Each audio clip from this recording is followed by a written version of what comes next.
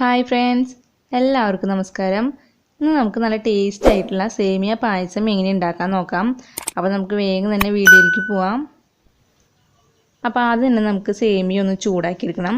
അപ്പോൾ ഞാനൊരു പാൻ വെച്ച് നന്നായി ചൂടാവുമ്പോൾ അതിലേക്ക് ഒരു ടീസ്പൂൺ നെയ്യ് ഒഴിച്ചു കൊടുക്കുകയാണ്. നെയ്യ് നന്നായി ചൂടാവുമ്പോൾ ഞാൻ അതിലേക്ക് 100 ഗ്രാം സേമിയ ഇട്ട് കൊടുക്കുകയാണ്. ഞാനിപ്പോൾ 200 ഗ്രാമിൻ്റെ പാക്കറ്റ് സേമിയ മേടിച്ചിട്ട് അതിൽ നിന്ന് പകുതി സേമിയ ആണ് എടുത്തേക്കുന്നത്. അപ്പോൾ ഇത് റോസ്റ്റഡ് സേമിയാണ്, അതുകൊണ്ട് ചെറുതായി ഒന്ന് ചൂടാക്കി എടുത്താൽ മതിയാവും. റോസ്റ്റഡ് അല്ലാത്ത സേമിയ ആണെങ്കിൽ ശരിക്കും ഒന്ന് റോസ്റ്റ് ചെയ്തെടുക്കണം. അപ്പോൾ നമുക്ക് തീ നന്നായി കുറച്ച് വെച്ചിട്ട് ഇതിൻ്റെ കളർ മാറാതെ ഒന്ന് ചൂടാക്കി എടുക്കാം. ഇപ്പോൾ സേമിയ ചൂടായി വന്നിട്ടുണ്ട്. ഇനി നമുക്ക് വേറെ പാത്രം വെച്ചിട്ട് അതിലേക്ക് ഒരു 1 ലിറ്റർ പാൽ ഒഴിച്ചു കൊടുക്കാം. ഇതിലേക്ക് ഞാൻ 300 ml വെള്ളം കൂടി ചേർത്ത് കൊടുക്കുന്നുണ്ട്. വെള്ളം കൂടി ചേർത്ത് പാലൊന്ന് വറ്റി വരുമ്പോഴാണ് നമ്മുടെ പായസത്തിന് നല്ല ടേസ്റ്റ് ഉണ്ടാവുക. അപ്പോൾ നമുക്കിത് നന്നായി ഒന്ന് തിളപ്പിക്കാം. ഇപ്പോൾ പാല് നന്നായി തിളച്ചിട്ടുണ്ട്. അപ്പോൾ നമുക്കിതിലേക്ക് സേമിയ ചേർത്ത് കൊടുക്കാം. സേമിയ ഇട്ട് കഴിഞ്ഞാൽ നമ്മളൊരു മീഡിയം തീയിൽ വെച്ചിട്ട് വേണം വേവിക്കാനായിട്ട്. തീ ഒരുപാട് കൂട്ടി വെച്ച് കഴിഞ്ഞാൽ നമ്മുടെ പാല് വേഗം വറ്റിപ്പോകും. അപ്പോൾ ഒരു മീഡിയം തീയിൽ വെച്ചിട്ട് നമുക്ക് സേമിയ വേവിച്ചെടുക്കാം. ഇപ്പോൾ സേമിയ പകുതിയോളം വെന്ത് വന്നിട്ടുണ്ട്. പാല് കുറച്ചൊന്ന് കുറുകിയിട്ടുണ്ട്. ഈ സമയത്ത് നമുക്ക് മധുരം ചേർത്ത് കൊടുക്കാം. ഞാനിപ്പോൾ 4 ടേബിൾ സ്പൂൺ മിൽക്ക് മെയ്ഡും 4 ടേബിൾ സ്പൂൺ പഞ്ചസാരയാണ് ചേർത്ത് കൊടുക്കുന്നത്.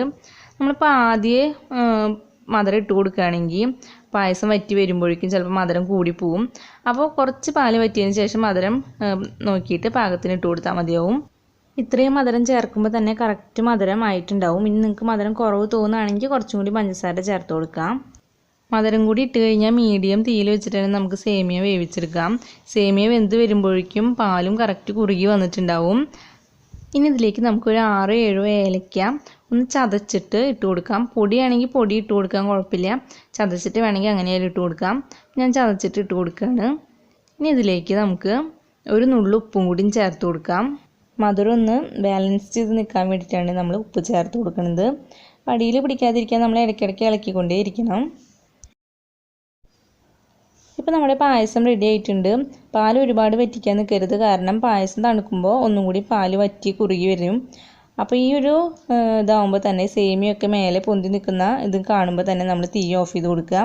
അപ്പോൾ തണുക്കുമ്പോഴേക്കും നമ്മുടെ പായസം കറക്റ്റ് സെറ്റായിട്ടുണ്ടാവും. ഇനി നമുക്കിതിലേക്ക് അണ്ടിപ്പരിപ്പും മുന്തിരിയും വറുത്തിടാം. അപ്പോൾ അതിന് വേണ്ടിയിട്ട് സേമിയ വറുത്ത പാനിൽ തന്നെ ഞാൻ 2 ടീസ്പൂൺ നെയ്യ് ഒഴിച്ചു കൊടുക്കുകയാണ്.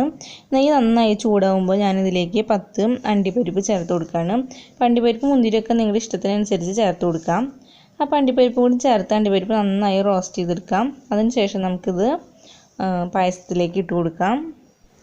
ഇനി ഇതേ പാനിലേക്ക് തന്നെ 1 ടീസ്പൂൺ നെയ്യും കൂടി ഒഴിച്ച് കൊടുത്ത് ഞാനൊരു 10 ഉണക്കമുന്തിരിയും കൂടിയും ചേർത്ത് കൊടുക്കുകയാണ്. ഇതൊന്ന് നന്നായി റോസ്റ്റ് ചെയ്ത് കഴിഞ്ഞാൽ ഇതും കൂടി നമുക്ക് പായസത്തിൽ ഇട്ട് കൊടുക്കാം.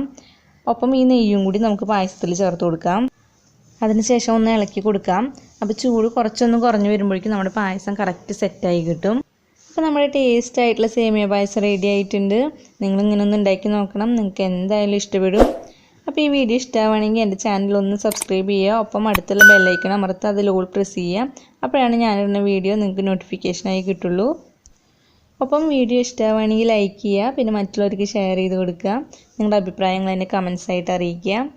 അപ്പോൾ വേറൊരു വീഡിയോ ആയിട്ട് കാണാം. അതുവരേക്കും എല്ലാവർക്കും ബൈ.